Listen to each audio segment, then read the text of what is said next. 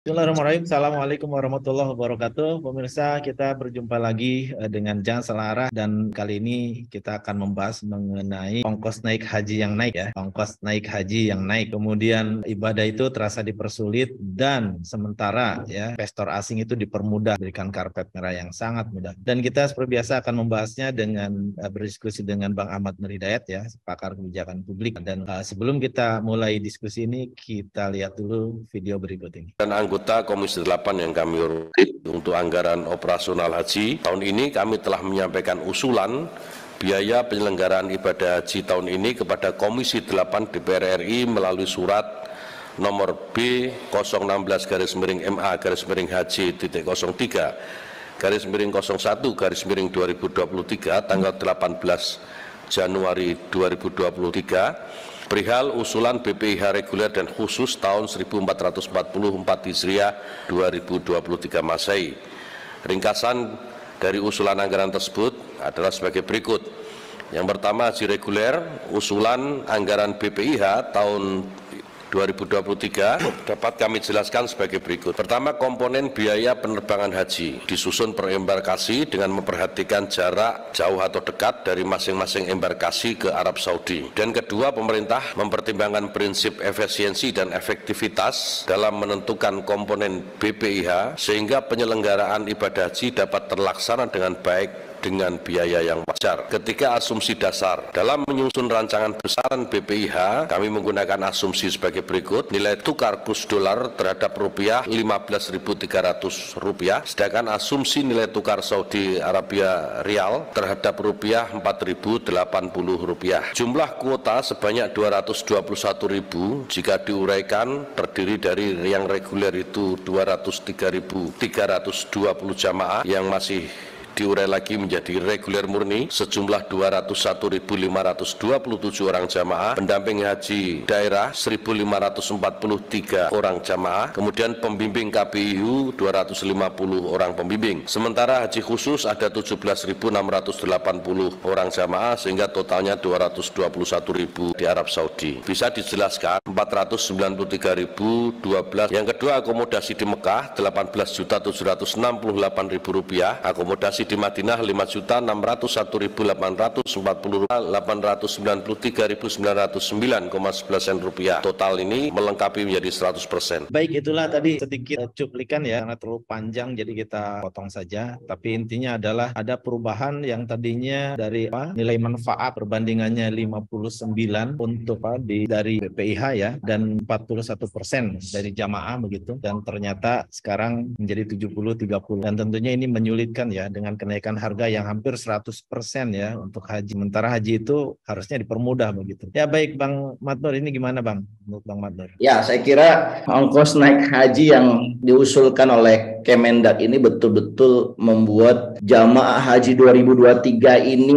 was-was dan ketar-ketir ya, Bu Reko ya. Karena mereka sudah menunggu sekian tahun, saat mereka ingin berangkat, ongkosnya jadi mahal. Dan saya kira wajar kalau kita mengatakan kok ibadah dipersulit kalau investor dipermudah. Come to my country, ya kan? Dikasih undang-undang cipta tenaga kerja, dinyatakan inkonstitusional, dibuat perpu karena katanya ini ada kegentingan, royalti batubara dibuat 0%, IKN dibuka gede-gedean untuk investor. Come, permudah, tidak ada tax ya, untuk hilirisasi dipermudah, tenaga kerja asing didatangkan, boleh, welcome, investor dipermudah, tapi giliran untuk ibadah dipersulit. Saya kira ini adalah satu simplifikasi yang sangat baik ya, yang kita bisa sampaikan dari isu kenaikan harga biaya haji ini. Saya ingin sampaikan bro, bagaimana perjalanan atau timeline dari ongkos haji. Ya, ini dikutip dari teman-teman News Update Kumparan. Di sini kita lihat sudah tampil belum? Dilihat 2014 sampai 2023. Sebenarnya adalah tidak benar bahwa ongkos haji itu selalu konstan, nggak pernah naik. Kenyataannya pernah naik kok, bahkan tiap tahun naik. 2014 33,8, 2015 33,9, 2016 34,6 juta, 2017 34,9, kemudian 2018 35,2 ya, 2019 35,2. Jadi ini sudah naik terus. Kemudian di tahun 2020 2021 Covid kita tidak punya tidak mengirim. Kemudian di tahun 2022 39,8 dan di tahun ini diusulkan melonjak ya hampir 100%, hampir 2 kali lipat menjadi 69,1 juta. Jadi Anda bisa bayangkan ya 2023 ini ya jamaah haji yang mau berangkat ya para tamu Allah itu mengalami satu kekhawatiran ya apa bisa mereka membayar pelunasan untuk berangkat tahun ini. Meskipun beberapa yang mengatakan sudah ada pelunasan, ini tinggal bagaimana mengatur berapa nilai manfaat yang akan pemerintah setorkan kepada jamaah tahun 2023. Nah, jadi kalau dilihat dari trennya ya sebenarnya sudah menyesuaikan. Nah, yang menariknya adalah tadi disampaikan oleh Pak Kemenak sendiri bahwa living cost ya komponen dari dana ibadah haji itu ada komponen living cost biaya. Ternyata kalau dilihat dari komponen biayanya memang mengalami penurunan ya. Ini di angkanya kelihatan nggak bro? Di tahun 2020 1.500 ditetapkan, tetapi di tahun ini hanya 1.000 SAR aja, 4 juta rupiah. Dan kalau dilihat di sini apa sih sebenarnya penyebab ya dari itu mengatakan bahwa kenaikan komponen yang paling besar adalah ya dianggap maskapai. Ya ini infografisnya ya. Bisa kelihatan nggak bro? Ini saya tampilkan lagi. Ini komponennya angka 61,1 yang dibebankan langsung kepada jamaah haji itu adalah biaya penerbangan, ada akomodasi, ada living cost, ada visa, ada paket layanan masyar ya per orang ini. Nah sebenarnya ya begini, kalau orang berangkat on the spot nggak nabung dulu di Badan Pengelola Keuangan Haji ya, langsung bayar on the spot, jadi dia bayar saat ini 69,1 dia langsung berangkat hari ini, saya kira itu bukan jadi isu. Artinya orang membayar apa yang memang keperluan untuk membayar, benar nggak? Tapi kan persoalannya nggak kayak gitu mekanismenya. Ketika misalkan ini diumumkan, ya biayanya 69,1, kan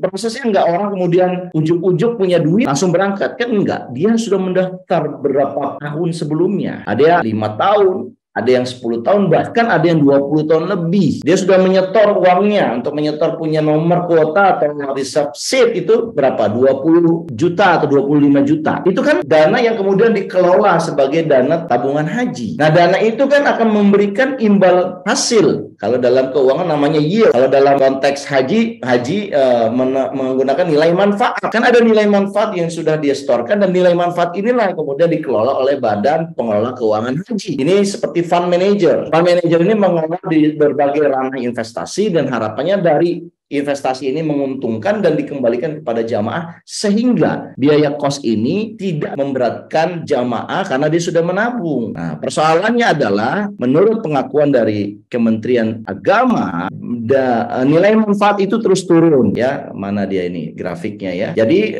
yang biasanya bisa 70-30 sekarang ini terus mengalami penurunan. Kelihatan nggak bro sekarang? Masih proses ya. Nah ini ya dikatakan lagi bahwa dari biaya ini sebenarnya ada biaya komponen 98 juta, di mana angka yang kemarin ya ini tahun 2022 ya, berarti ya kemarin itu biaya yang ditetapkan adalah 39,8 ya dari grafik yang tadi ya, kita lihat grafiknya ini ya, kelihatan nggak sekarang 39,8 ya, ternyata dari 39,8 itu nilai manfaat menyumbang 40,5% ya, jadi ada subsidi dalam arti bukan subsidi, kalau subsidi kan uang pemerintah, ini uang nasabah sendiri ya, ini dia nilai manfaatnya di angka 40,54%. Nah inilah yang menjadi penyebabnya kabarnya nilai manfaat ini tidak bisa angkanya apa komponennya 40,54%, nilai yang menyebabkan kemudian biaya ongkos yang dibebankan kepada jamaah diusulkan naik 69 juta. Dan saya kira publik ya menjadi bertanya-tanya sebenarnya pemerintah ini berpihaknya kepada investor yang terus dipermudah atau kepada warga negara sendiri sih yang dalam hal ini punya hajat tamu Allah ingin pergi haji kok dipersulit. Nah ini saya kira pertanyaan retoris yang kemudian orang bisa gampang dengan menjawab ya, kalau seandainya mereka dipermudah sampai tax-nya bisa gratis, tax holiday diberlakukan mereka, bahkan ada yang 99 tahun tidak usah bayar tax, bisa membeli tanah. Untuk jamaah malah dipersulit. Nah, saya kira ini satu logika yang wajar ya diadopsi oleh publik. Saya mau berhenti di situ dulu, Bu Eko. Ya baik, ini tentunya pembagian dari suku ya, bahwa tadinya 59% ya, kemudian nilai manfaatnya menjadi hanya 30%, sementara itu kan jangka waktu yang lama ya, pemerintah bisa memanfaatkan untuk memanfaatkan dana haji itu ya. Dan tentunya ini seperti yang tadi Bang Madnur bilang, ini bukan subsidi, tapi ini adalah dana calon haji itu sendiri yang dimanfaatkan ya. Dan artinya tidak boleh dianggap sebuah beban begitu ya. Harusnya ini adalah sharing the joy gitu ya, berbagi kebahagiaan istilahnya. Dan artinya seolah-olah esensi dari ibadah ini tidak ada ya. Jadi bukan memudahkan orang untuk beribadah, malah mempersulit. Walaupun dengan istilahnya haji itu untuk orang yang mampu, tapi masalahnya semakin banyak yang berhaji, semakin banyak orang yang beribadah. Bukankah itu adalah sebuah kemanfaatan atau sebuah artinya kiprah pemerintah itu benar-benar bisa memudahkan ya, punya nilai juga begitu. Gimana Bang? Iya, jadi filosofi bernegara itu kan harus memberikan manfaat kepada masyarakat. Ya, jangan sampai masyarakat merasa punya negara, tapi mereka merasa berjuangnya sendirian, berjuang menjalankan kehidupan sendirian, berjuang untuk beribadah sendirian.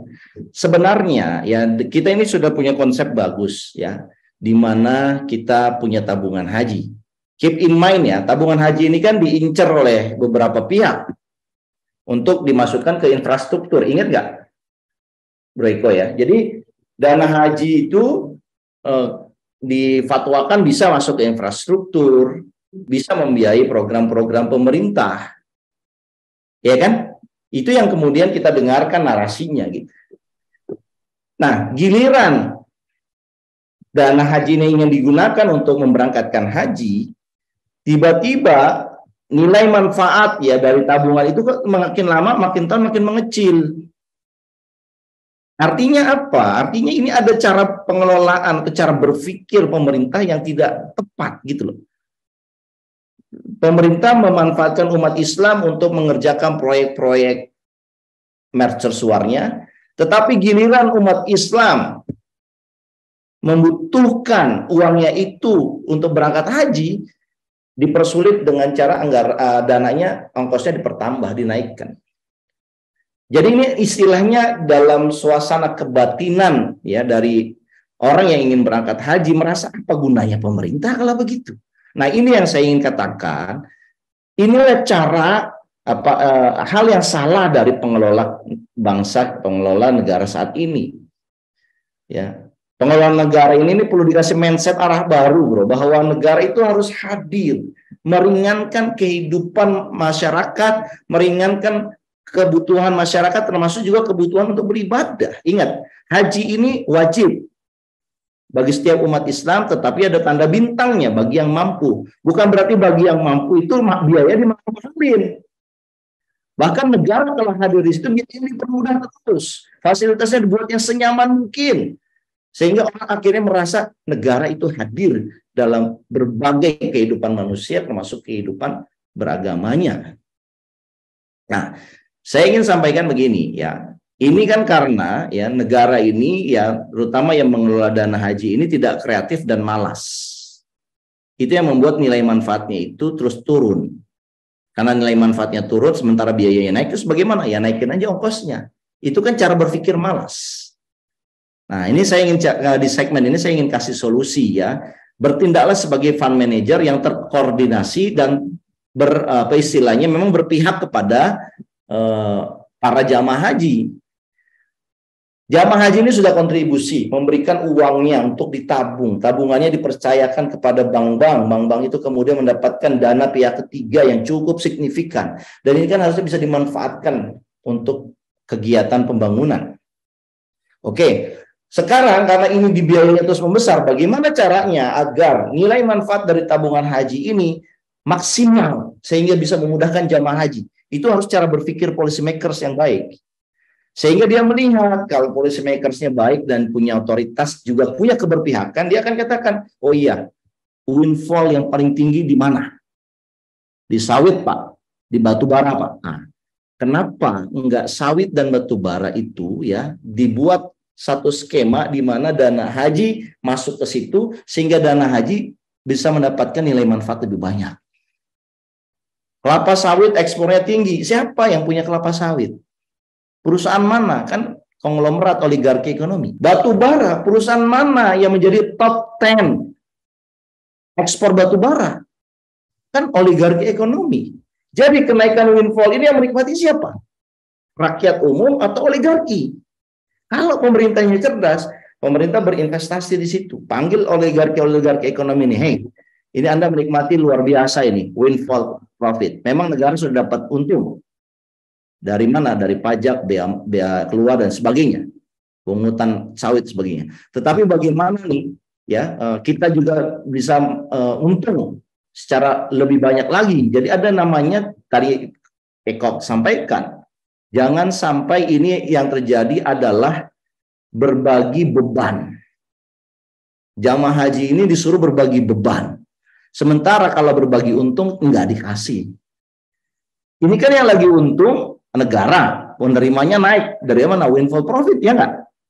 Kan negara karena dia lagi udah dapat untung besar, kan harusnya ya berbagilah ini buat para jamaah haji. Ya, apalagi kalau keuangannya itu dikelola ke sektor-sektor yang memberikan return yang tinggi. Ini fund manajernya juga harus bertanggung jawab.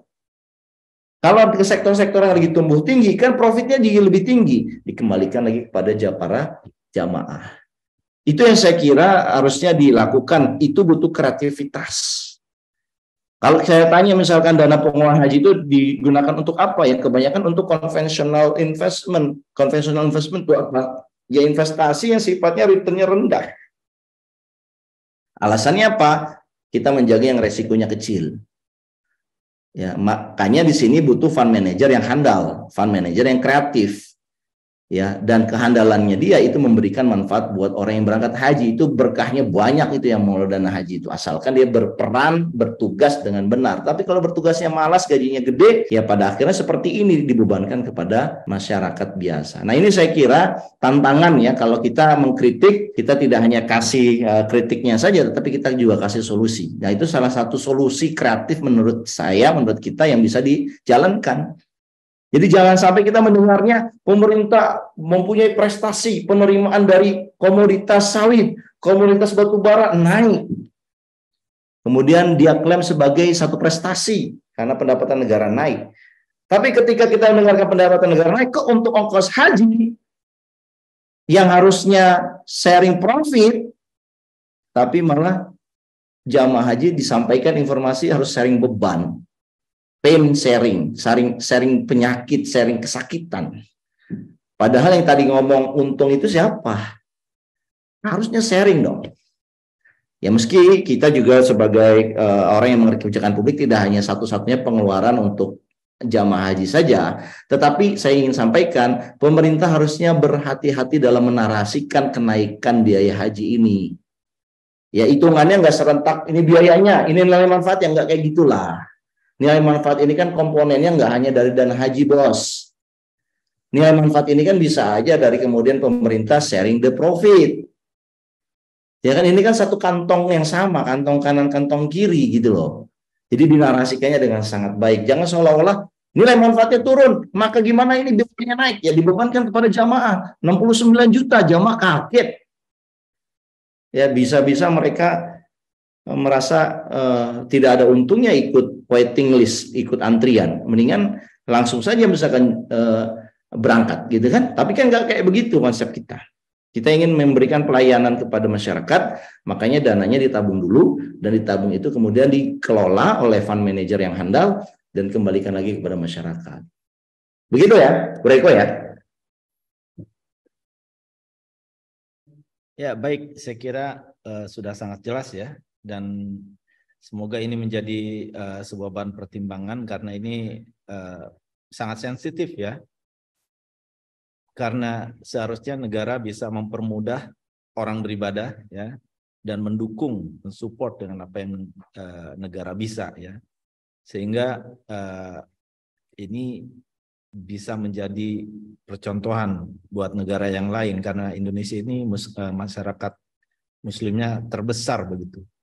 Sehingga kalau ada kemudahan-kemudahan dalam beribadah itu akan menjadi sebuah istilahnya contoh yang baik ya untuk bisa diadopsi oleh negara lain bagaimana memudahkan masyarakatnya untuk beribadah. Ya, ada closing statement atau sudah cukup? Saya kira closing statement saya satu, ya, penyelenggara negara ini harusnya memberikan kemudahan kepada orang yang mau beribadah. Kalaupun kemudian kita mempermudah investor, is okay. Tapi permudah jugalah rakyat kita sendiri yang mau ibadah.